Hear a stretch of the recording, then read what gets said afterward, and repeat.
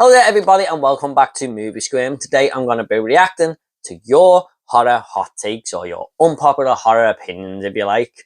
Now I just thought this would be a little bit of fun. I wanted to get my subscribers involved. Because I put a hold on the live streams just for a little bit there because I got a 1-year-old and a newborn in the house. So if my wife kind of needs help, if both of them wake up, I can't really do the live stream. But I hope to get them back very, very soon. But I just thought I'd do this, for a bit of interaction and a bit of fun. Now, I've got about 12 or 13 to answer here. And thank you so much to everyone who sent them in. If you want to put your horror hot takes underneath, and a lot of people like this video, we can do a part 2 of this. I'll try and get back to you all, I promise. Now, at the end of the video, I might give you some of my horror hot takes as well. But these are just personal, these are people who wrote in. And I'm just going to give my opinion on that. It doesn't mean that I'm right if I think it's a hot take, if I agree with it, if I think it's somewhere in the middle. It doesn't mean I'm right. We all see films differently, and that's why this video is going to be a little bit of fun. So don't take offense if I don't agree with your opinion or whatever. Just a bit of fun. I've got my trusty laptop here, and I'm just going to read off them as we go. So let's just get into the first horror hot take now. So Movie Fandom 345, thank you me for writing in, says The Invisible Man 2020 sucks. Yeah, I gotta kind of disagree with that one, Movie Fandom, I'm afraid. This was my second favourite horror movie. In fact, my second favourite movie of 2020. I think it was my actual favourite horror movie of that year. I thought Elizabeth Moss put a great performance in as this terrified widow who is being stalked by her husband, who sort of faked his own death, and he's got this suit because he's a big tech nerd, a big tech giant, should I say, and he's found the power of going invisible. I mean, I can't really go off the reasons why you think it sucks, my friend, because you've just put it sucks, basically, but look, I think a lot of people I know did actually agree that this movie is quite good, and so it is probably a hot take, this. I thought this was really well built up. Great suspense in the film. I just thought it felt like something different, a modern take on The Invisible Man. That restaurant scene was quite shocking, I thought. And I did actually think this was going to be a bad movie when I seen the trailer. I thought the film had been given away. They'd showed all the best bits. But actually, it quite surprised me when I went to see it. It wasn't that at all. There was plenty more to give. And I was very, I was very surprised how much I liked this one. So I gotta disagree with that one, Movie Fandom, but thank you for sending it in. It's a hot take for sure. So Scott Anders 20, otherwise known as Scott the Movie Critic, says, The Exorcist, really didn't like it the first time I watched it, but I need to rewatch it. Now, Scott, to be honest, mate, I can sort of see where you're coming from there. I don't think that's an unpopular opinion, as some people may think, because I've heard a lot of people say to me that, that movie wasn't scary, it done nothing for me, it was just kind of mediocre and stuff. So I can sort of see where you're coming from there. I must admit, the first time I watched The Exorcist, I was kind of like, this is the scariest film ever. There were moments where I thought it was creepy and, kind of shocked me a little bit. But I think you've got to take this movie for the date it came out in 1973. People were way more attached to religion there, I feel, and it plays on your religious beliefs. So I can see this actually being terrifying back in 1973. I think it would have scared me myself if I was going to the cinema back then. But yeah, I see your point, mate. Maybe on rewatch you still mightn't even really like this one. It's a very slow burn, I feel. The first 10 minutes just takes forever. The first 10-15 minutes where they're in the desert there and stuff, that takes forever. I kind of would have cut that out the movie, to be honest. But I think this is still a very good film.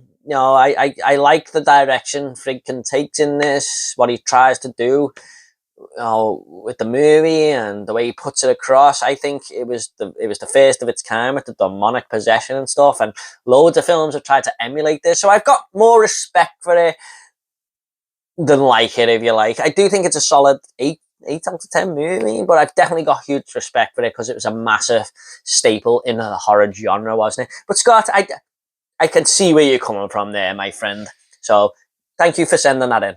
Now, we've got 2 of the same takes here, and this one probably baffles me the most. But we've got Foxtail Cinematics and Red Room Antics, kind of saying the same thing. Foxtail Cinematic says The Shining is boring, and Red Room Antics says The Shining is overrated and boring.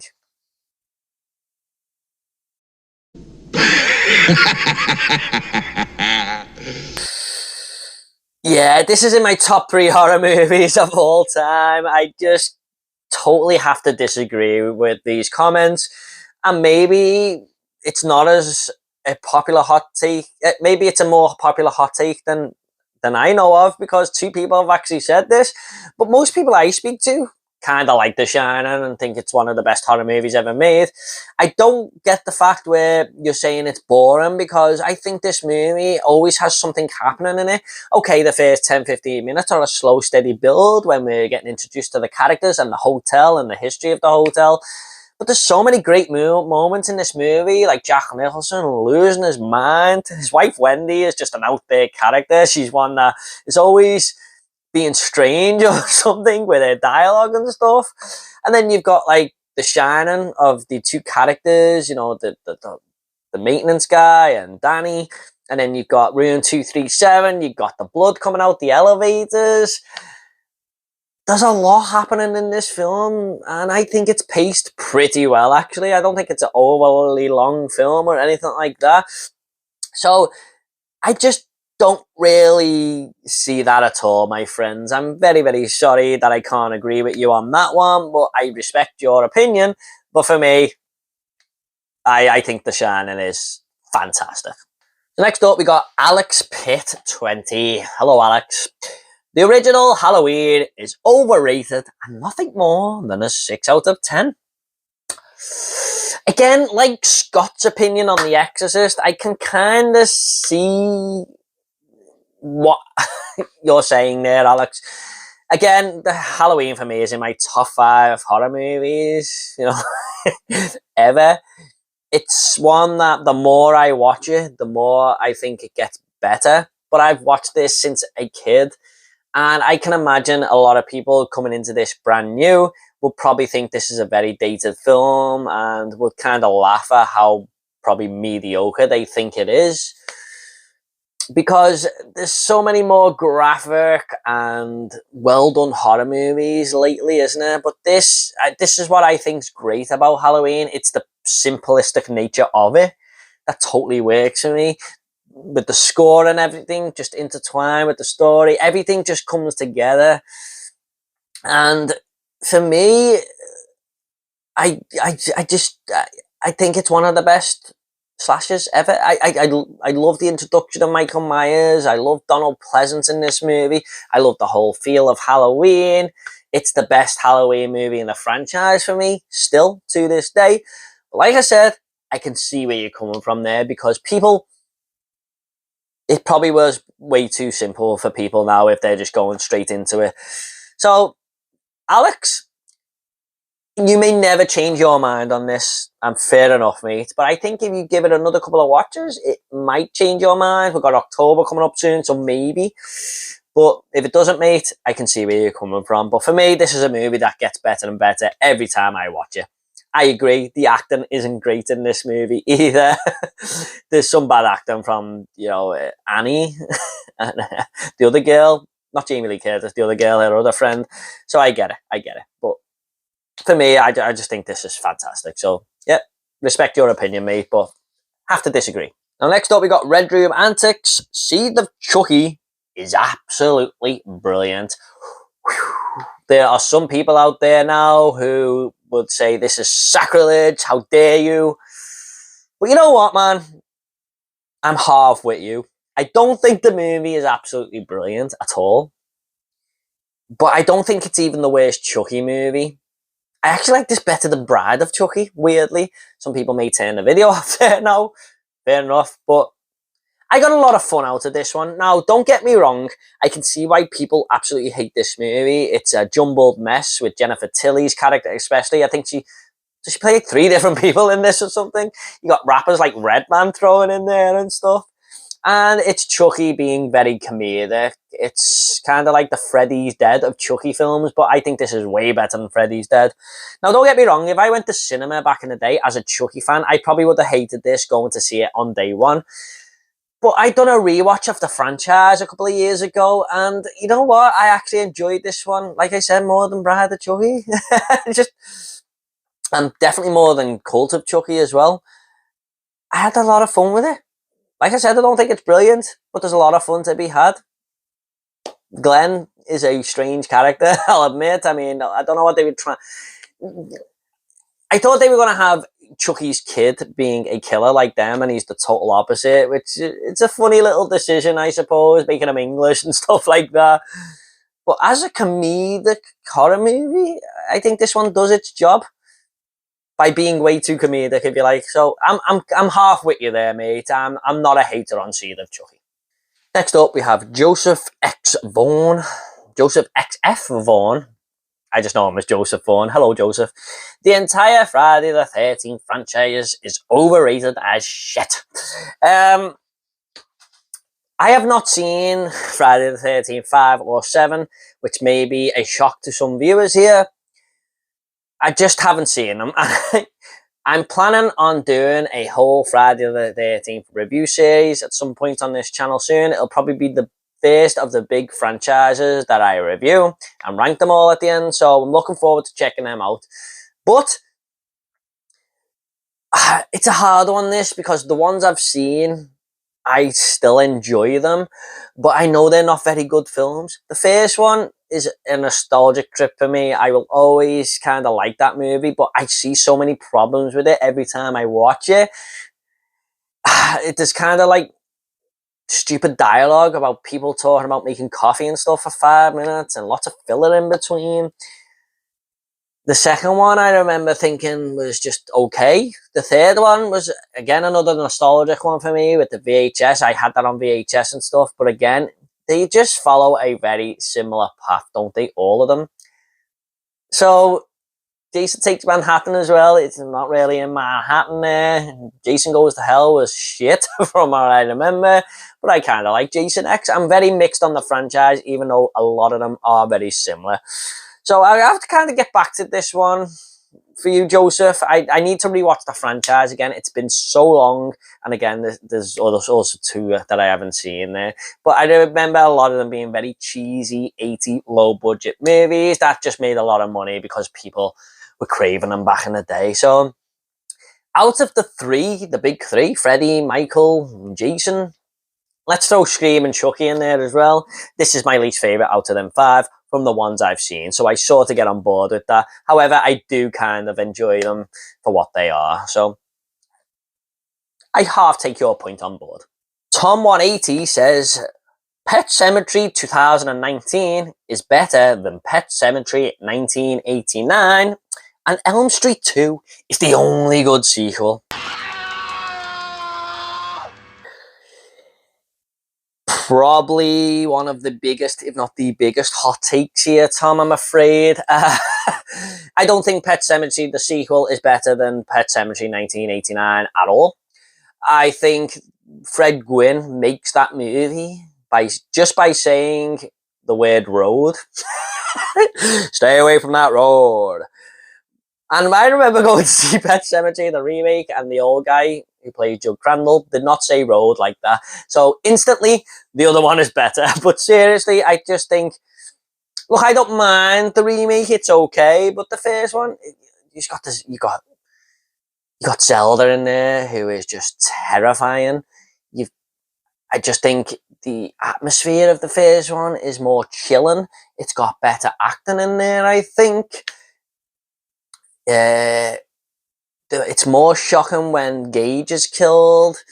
I think the church is way more horrible as a cat in this. I just like the look and feel and everything about 1989 better than 2019. Although 2019 is okay. And they spun the whole child character dying around, which is interesting. But 1989 Pet Sematary for me is superior in every way. And Elm Street 2 being the only good Elm Street sequel. Oh, I like Elm Street 2 a lot. It's one of my favourites. I think I'd have it like 4th in my ranking. I just think New Nightmare and the first one are better, but if you're not including New Nightmare and just going by the original franchise, I do think A Nightmare on Elm Street 3 is superior to 2 in basically every single way. I actually think it's better than the first movie. That movie for me is one of the best horror movie sequels ever made. And in fact, it's one of the best horror movies ever. I just think it has everything that you want in a Freddy movie. Freddy is really well balanced with the comedy and horror. The characters are all better than part 2. But part 2 is definitely more scary and terrifying. It's probably the scariest in the franchise. But I just think 3 is better, man. I do. And New Nightmare, if we're including that, is overall a better movie as well. But 2, I do like. So I can see where you're coming from with part 4, 5, and Freddy's Dead. I can totally get on board with that. And Freddy's First Jason. And the remake. I do think 2 is better than all them. But it's not better than 3, man, in my opinion. But 2, I got a lot of love for 2. So, respect your opinion, mate. But for me, 3 is definitely better. So we got Tom again here. He put another one in. The Witch and The Lighthouse are 2 of the worst films ever made. Now, I've got another confession here. Like Friday the 13th, part 5 and 7, I have not seen The Witch. I know I should have watched that by now. It's got Anya Taylor-Joy in. I should have watched it. I just haven't. We'll get to that very soon. The Lighthouse, I do think is overrated. I'm with you on this one, Tom. I didn't hate The Lighthouse. I don't think it's one of the worst films ever made. But it's very art housey. It tries to be a little bit more clever than it is. And for me, it really didn't do much. I loved the look of it. I thought Patterson and Dafoe were great. But apart from that, it's very pretentious, I feel. Now, I do need to rewatch this one. How can so many people be right and me and you are wrong, Tom? Although I'm not kind of with you there. I just think it's not as good as what people say. I don't think it's one of the worst films ever made. I would like to rewatch this one again and see if I can see a different view of things this time. Now, I know Robert Eggers made both of these films. I'm a fan of The Northman. I think that's a fantastic film. Definitely his best. But I haven't seen The Witch yet, can't comment. But hopefully I don't have the same feelings as The Lighthouse when I watch it. So I'm with you on that one a little bit. Next up, we have Nostalgic Nightmares. Early 2000 films such as Ghost Ship and House of Wax are extremely underrated. Yeah, I mean, I think as time goes by, a lot of movies gain a bit of a following or get more of an appreciation. I've seen it recently with Scream 3. A lot of people are starting to appreciate that film now. It's okay. Some people do make out that older films are better than what they were. But I'm with you on this one, mate. There are some really good early 2000s films, like Ghost Ship. I remember liking... I thought it was okay, but I think if I rewatch that now, I might like it a little bit more. But you got Frailty in there, which is a fantastic horror movie, one of the best ever. Final Destination, there's really some really good early 2000s horrors. Saw, one of the best horror movies ever. There's a lot of these movies I'd like to go back and revisit. Still not seen House of Wax yet. I've heard that's actually really good. So I would like to check that one out as well. I'm with you on this. There are some really fun to that early 2000s horrors. So, good point. I'm one that I'm on board with. Next up, we got Carl Glenn. This is actually my brother-in-law.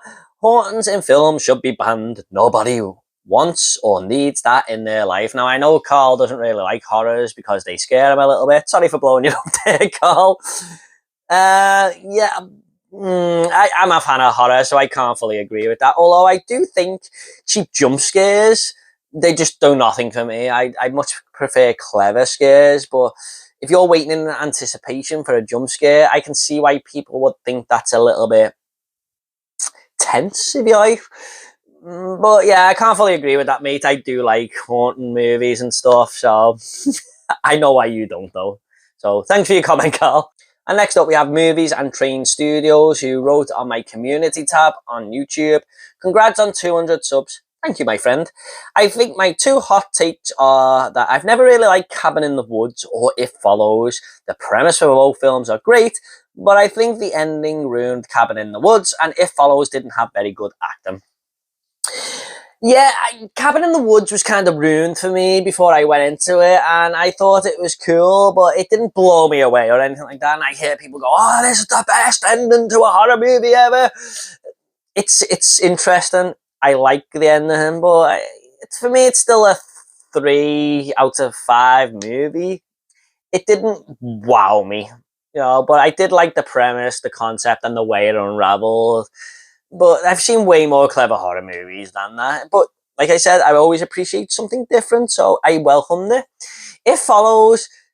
I'm a fan of this movie, man. I've only seen it once, but I loved it when I watched it, and I can't. It's been a while, so I would have to rewatch it again when you're referring to the acting. But I remember Maika Monroe being quite good in this movie, and I think she's a wonderful actress. Unless you're referring to all the side characters and stuff, my mind is a little bit muggled with that, so I'd probably have to rewatch again. But I remember loving Maika Monroe in this movie. And I think it's an awesome horror film. It Follows. One of the best modern horror movies in years. So I kind of disagree with that It Follows statement made, but I'm kind of with you with Cabin in the Woods really there. So thanks for your comment. Okay guys, thank you so much for getting all your comments in. Like I promised, I'd leave some of my horror hot takes at the end here. And only a couple come to mind, but probably the biggest one is that I'm not a fan of Laurie Strode. I'm just not a fan of Jamie Lee Curtis in general. I think she's fine in Halloween 1 and 2.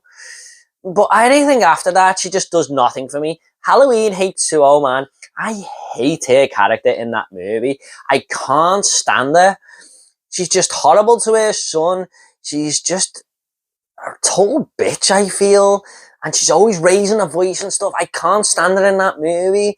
In Resurrection, she's killed off pretty quickly, which a lot of people hate that. I was actually welcome to it. I thought we needed to move on from her.